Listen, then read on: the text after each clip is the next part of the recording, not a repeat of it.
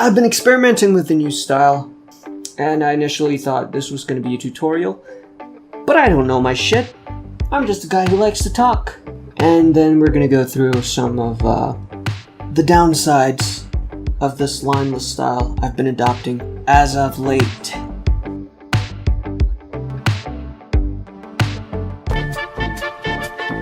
Alright, we're going to take a little trip, babies. So we're going to take a look at Star Wars Rebels and see how they went from this beautiful 3D, you know?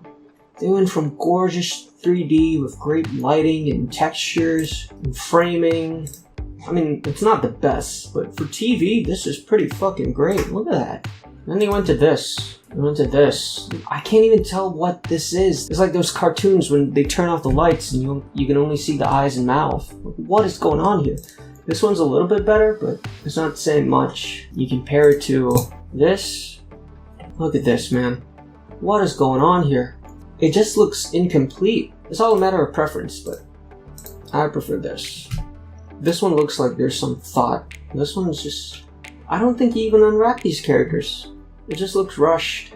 You know, you try to play cheat with a lot of blur. And I would know because I play cheat with lots of blur too, baby. You see, this art had a focus. Look at that. Look at the light, look at the shapes. This is a painting, I think, right? I don't know, I can't even tell what's a painting and what's a still from the show, because it looks really good. Look at that. Look at the colors they got, it's almost like the painting. Look at the comparison right here. You got these lines. And these could be paint lines, this could be just like texture lines, but the way they interpret it is they have light streaks. You know, even the thin lightsabers, I'm not too big a fan of it, but there's a reason why they did it. And in the framing, you got this stuff. See, you got this L shape. The shape framing the two. It's like it's directing your eye here. There's so much good shit. Even the character designs. The original Chewie. And look at this. It looks gorgeous. I can see what's going on. I can see the depth. And then you look at this. Oh, just blur the background. Just blur it. It's fine. Is this hair? Is this a clump of flesh? Who knows? Who cares? Is this hair? Who knows? Who cares? I don't care. People who made this didn't care. I'm sure they did. But I like this. I like this a whole lot more. And I guess it's hard to look at good cel-shaded shows.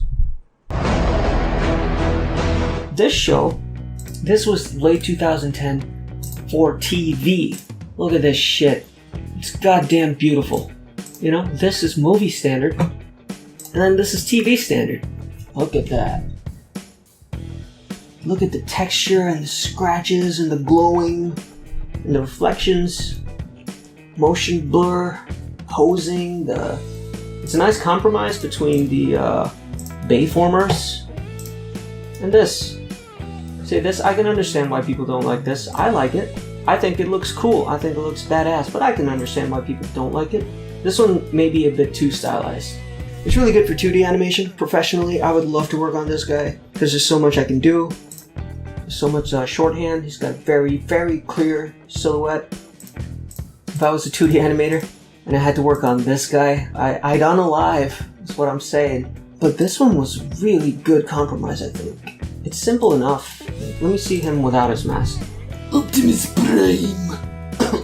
It's a nice in-between. But at the same time, you can still have textures, you can still have all the rivets that made the movie, in my opinion, look really good.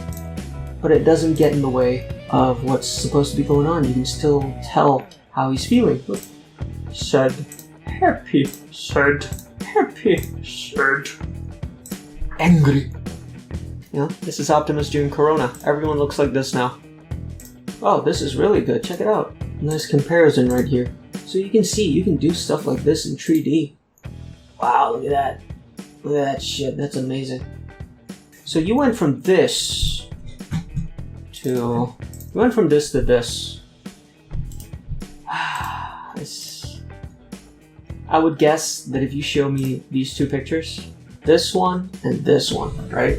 I would say this one came later. I would say this one's a movie version of this one, but this one came later. I don't understand, man. How could you decrease in quality?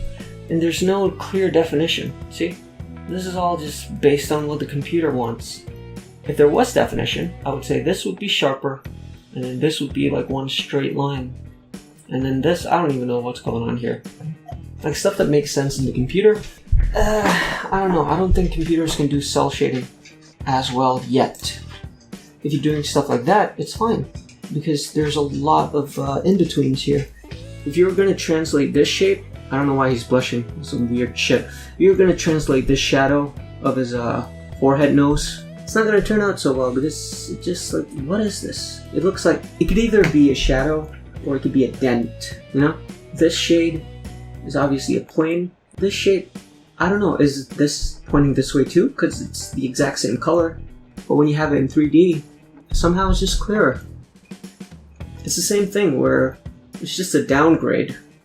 So it's really obvious where it's lacking. The only good cel-shaded 3D I liked is a series for TV. It was this show. When I watched it as a kid, I thought it was Invader Zim. There's so much caricature in the style that it works. And they know how to select lines. You see, there's one main line for the head, and then, ooh, you got eyeliner, so you can define the eyes. You got eyebrow liner, just in case. You didn't have to do that. Like, most of them have dark hair, except for this guy. So maybe you need it on this guy. But then it'll look weird if only this guy has it and none of them have it. So yeah, just give them all. Give it to them all. So I guess you can do 3D cell shaded animation. You just gotta know which parts to accentuate. Look, everyone has a little bit of eyeshadow. Look, even the chick, even the guys, everyone has it. They even have battle scars. Just small little things like this. Look on her tits. You see? There's a shine. So you know that, okay, this is a shiny material and she's got tits. You know, this armor isn't so shiny. This hair is kind of shiny. Her hair is too. Her hair band isn't. His hair doesn't look like it's shiny, but I don't know. It could be either way, but it's fine. You see this? I have no idea. God, what is going on? Look at this. Do you have a pimple? It's just... It looks like a trace bitmap, which is fine if you're in a rush, but I'm not gonna watch 22 minutes of this. Yeesh. Look at this line. It doesn't inspire anything good. It just looks messy. I think Renato did another one. Check it out. See? This is the upgraded one, and this is the original. You see, you can't tell where her eyes begin. It just looks like they're plopped on there. There's no structure. This one, it's sunken in a bit. You can tell that, oh, okay, this is a head, and then there's, like, if you were gonna make this character out of clay, you just start with a bean shape, then you carve out the eye holes, and then you stick in the eyes, and you add an eyelid. That's what's going on. This one is just you add two of this shape, and you plop it on. Doesn't make sense. And she's got a little bit more eyelashes. Here it's like she's straining her eyes open. Even on the alien, look at how much more human he looks like, with a furrowed brow. Here you can't tell. They just look like fucking dolls. You see, she has eyelashes here, but not across. So it's really weird. She looks like a Disney character here. It looks great. And I mean, technically she is. And then you have a little line here, just to define the nose. Because it's really hard to see her nose here. So I don't know if she's a blobfish or she's Voldemort. I don't know what's going on here. But here you can tell. You see, you darken the lip. The top lip is always darkened because of the shadow. It's usually coming from the top. And because of the way the lip is positioned, the plane is facing down. So light's not really going to get into it. Realistically, it'd probably look like this. But we're not going for realism. If we're going for realism, this guy wouldn't exist. Their eyes wouldn't be so big. So you see, just make the whole thing darker. And it really helps. And I think Renato also put whiteness on her armor a little bit darker. I think the yellow has changed. I think, I think all of them have just brought down a bit, added shadows. Really, really good stuff here. It really looks like a 2D film, and there's not much different. All you gotta do is paint. All you gotta do is this shit. See? You got the model. I understand modeling is really hard, but all you gotta do is just paint it. You don't have to paint it this well, but you gotta at least try. Look at this. It's the same 3D base. I think the guy replaced the hair, probably. But look, you can see the dent in the nose. It's the same. It's the same thing. It's just... You gotta choose! Lineless. If you want to do it lineless. My point is, if you want to do lineless, there's a couple of things you need to do. Like, you gotta have some lines. You gotta have a line to indicate the mouth. Maybe, you gotta have lines to separate. You gotta have lines to separate some forms. Like if you have two colors that are really close together, you need line. And you know what? Sometimes lines are just really nice. I still love thick lines. I love the G&D. Look at this. I saw this a while ago, and I thought it's beautiful. Look at those. That line is thicker than his fucking eyeball, but it works. I'd argue that his legs are just lines. G&D Tartakovsky, I love his stuff. He's got a little bit of shading here, just like a simple gradient. A couple of darker orange strokes against the yellow.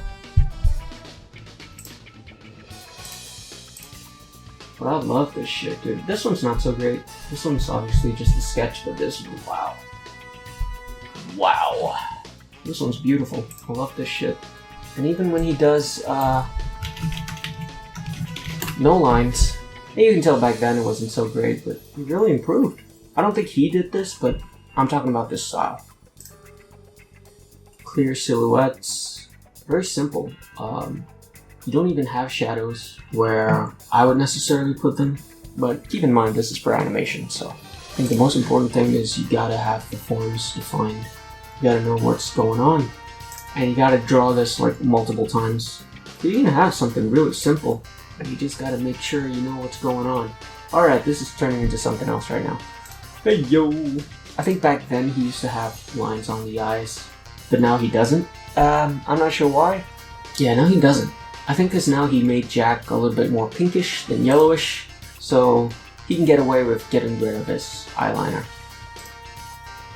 Maybe he just wants him to look more like Charlie Brown or something, where you can't even see the eyes. Maybe he just liked it like that. Like, so what, you can't even see his eyes unless he opens them really big. But sometimes, even when he does open it big, you can't see it. Yeah, maybe he wanted this style. I don't know. There's no wrong in art, there's what I like and what I don't like.